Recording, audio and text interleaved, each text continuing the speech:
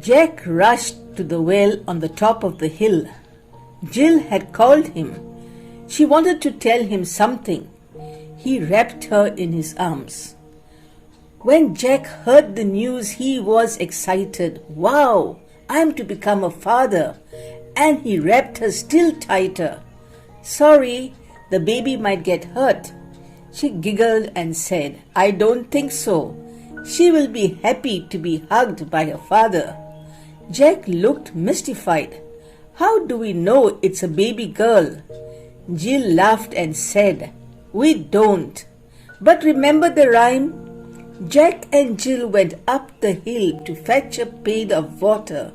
God knows what they did up there, but they came back with a daughter.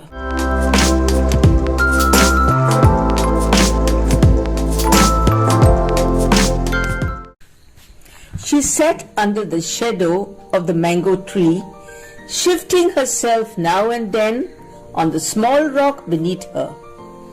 At her feet lay a pail. She looked up at the hill. Most summers, the taps in Raya, a small village in Goa, would run dry. The people in their lane would queue up at the well up the hill. She heard quick steps. Without glancing up, she knew at once that it was Jack. Jill, he called in his husky voice. She looked up. There was he swinging a pail in his left hand. Her mind winged back to that summer day in May 2003. She was just 8. Her mother had given her a small pail. She wanted Jill to do her bit like the others. She had trudged up the hill with her pail. An elderly man had helped her fill her bucket, and then she had made her way gingerly down the hill. Out of nowhere, a boy of 12 offered to help. She had seen him in the village. He was quite tall for his age and was really handsome, or so decided her 8-year-old mind. He caught hold of the handle of the pail and they took a few steps. In her nervousness, Jill tripped. She fell and pulled Jack down with her. They both rolled down the hill for some time but were stopped by the trunk of a huge tree. Jack attended to her few bruises, touched his crown to make sure it was okay, and then turned to the tree. Thank you, Mr. Tree. You have been very kind to both of us. Jill giggled. Then Jack had said, Little lady, now we can't send you home without some water, can we? Wait here for a moment. She waited. After what seemed an eternity, he was back with hers and his pail. The sun had now risen in the sky, and very soon it would be 11 o'clock. They spoke as they walked back. He dropped her at her place and said, Bye, Jill. We'll meet here under your mango tree at 9 tomorrow. And he was gone.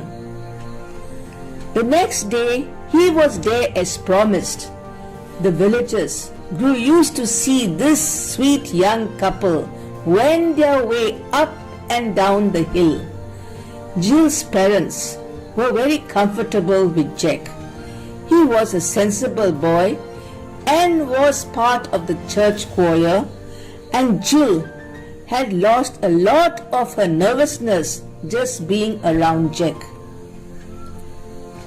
Came June and school. Jill was now a celebrity. Most of her friends treated her with a new respect. She was after all friends with the most handsome boy in the village. Jill was now a confident 8-year-old. She did her best to study well and shine like Jack. Every May, they made their way up the hill till 2008. One day, Jill asked Jack, "What do you plan to do after 12 science?" Jack had answered his 12th board exams. He paused for a while before answering. This is what she liked about Jack. He was very mature for his age. "Well, Jill," he replied, "I'm hoping to get into medicine. My dad's a doctor. I would like to continue the great job he has been doing." Jill looked up at Jack. She could picture him in a white coat like his dad, with the stethoscope around his neck. Her heart gave a sudden downward plunge. He would be away for weeks in Panjim. Jack looked down and caught the sad look on Jill's face. She had always been a little sister to him, the sister he never had. He felt a twinge in his heart too, something he had never felt before.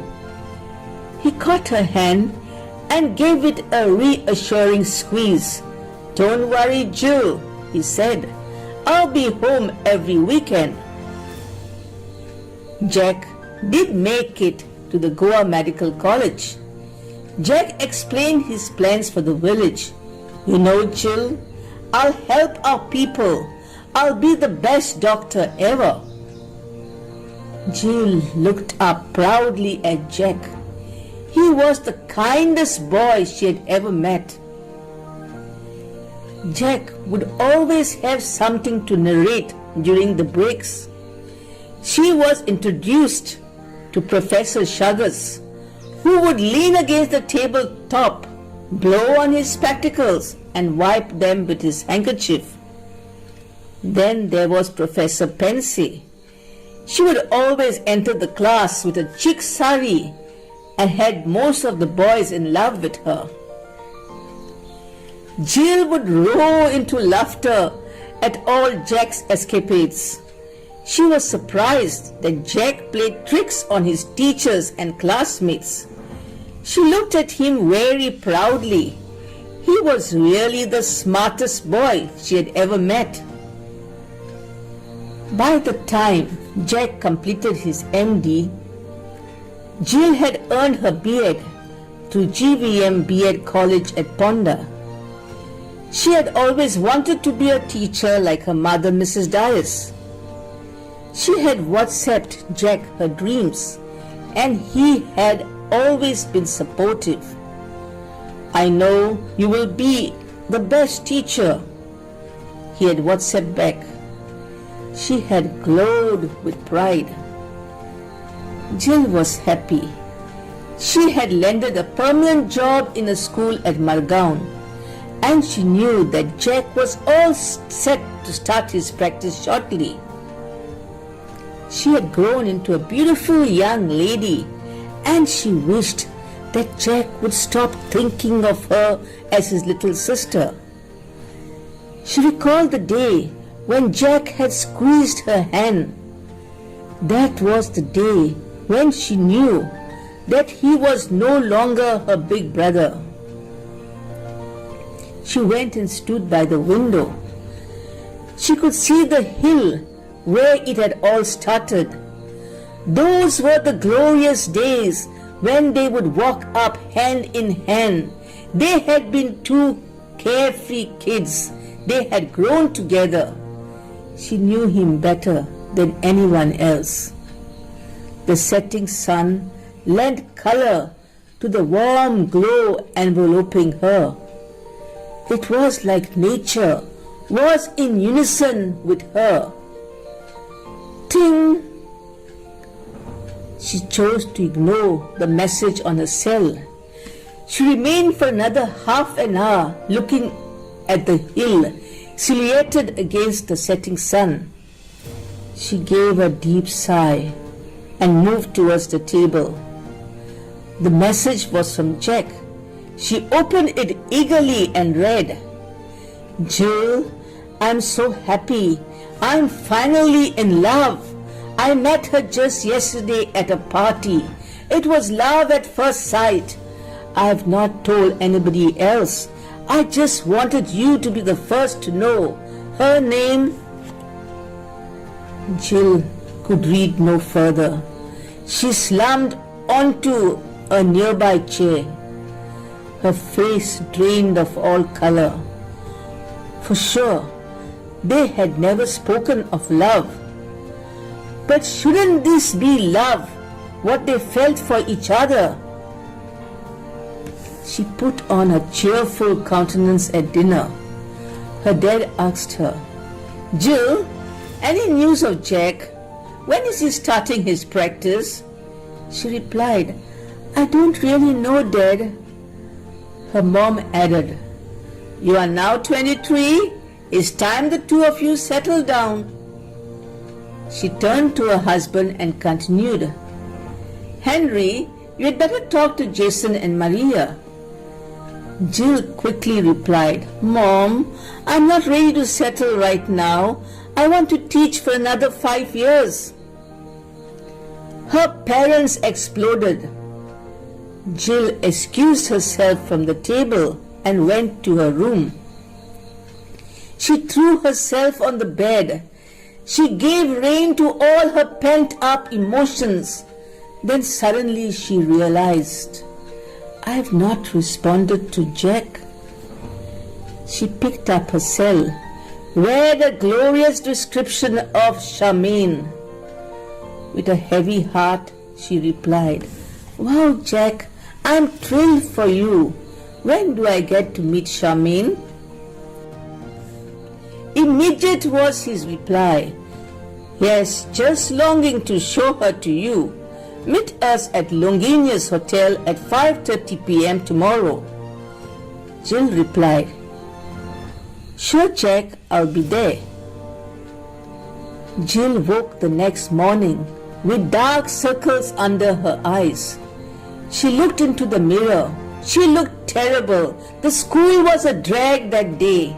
At 5:30 p.m. she reached Longinia's. She saw Jack's familiar head bent towards another head. She extended her hand to Charmaine and said, "Hi, you must be Charmaine." Charmaine looked really beautiful. Jill sat silently. Jack observed that Jill was not looking too well.